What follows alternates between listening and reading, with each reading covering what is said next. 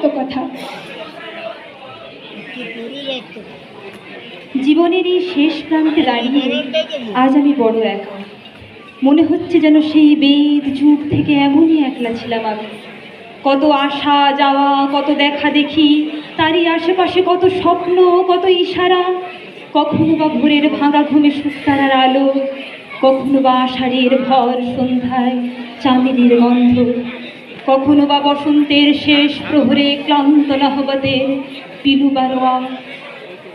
সব যেন নিছক স্বপ্নের মতো পেরিয়ে আসে জীবন সাম্রাজ্য।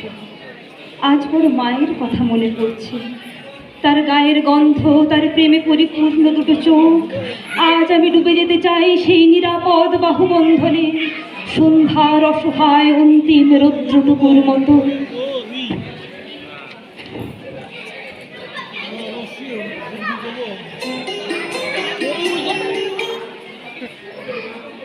দিনটা ঠিক মনে পড়ে না, মাসটা ছিল আষাঢ়।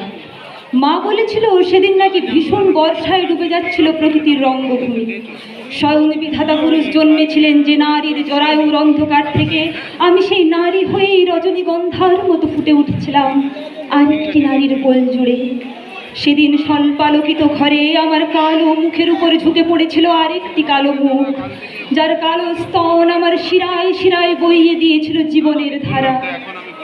বাবা কোলে নিয়ে তার কালো মেয়ের নাম রেখেছিলেন পরী।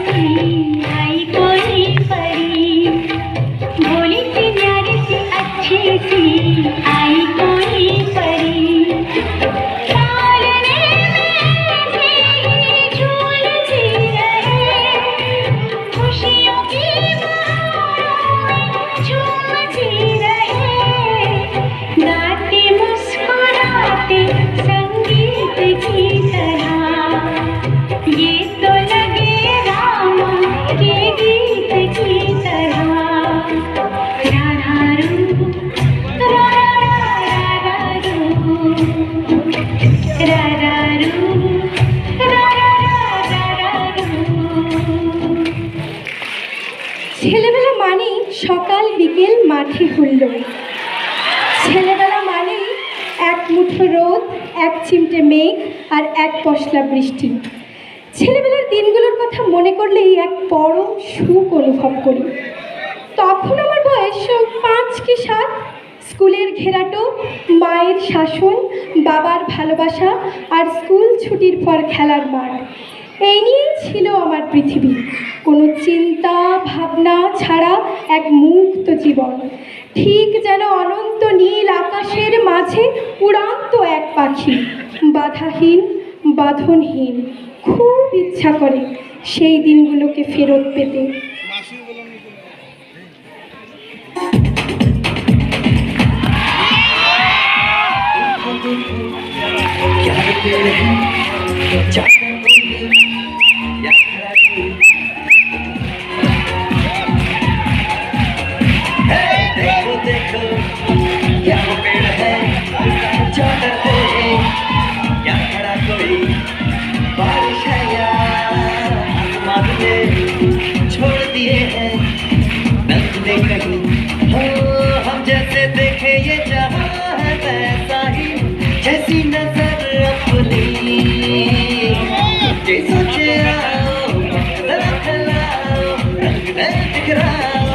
चलो चलो चलो मैं आपको बोल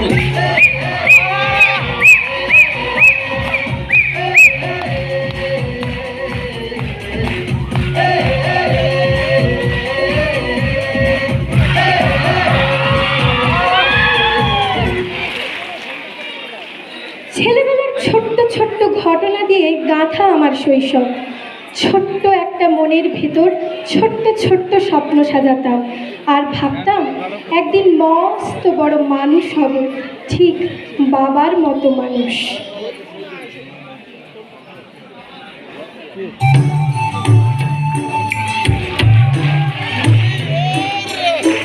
महक जाऊं आज तो ऐसे फूल बगिया में महके हैं जैसे बादलों की मैं ओढ़ूं चुनरिया झूम जाऊं मैं बनके बावरिया अपनी चोटी में बांध लूं दुनिया दिल ही छोटा सा छोटी सी आशा मस्ती भरी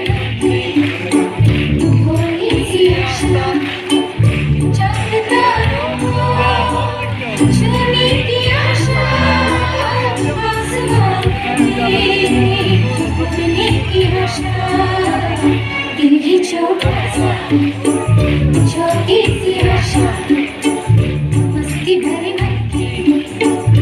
भोली सी आशा। কেটে গেল 18টা বছর।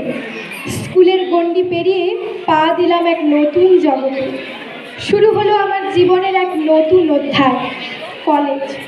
প্রথম প্রথম ভারী মজা পেতাম। শাসন বারণ সব যেন হঠাৎই কমে গেছে। বন্ধুদের সাথে একা একা ঘুরতে যেতে আর বাবা বারণ করে না।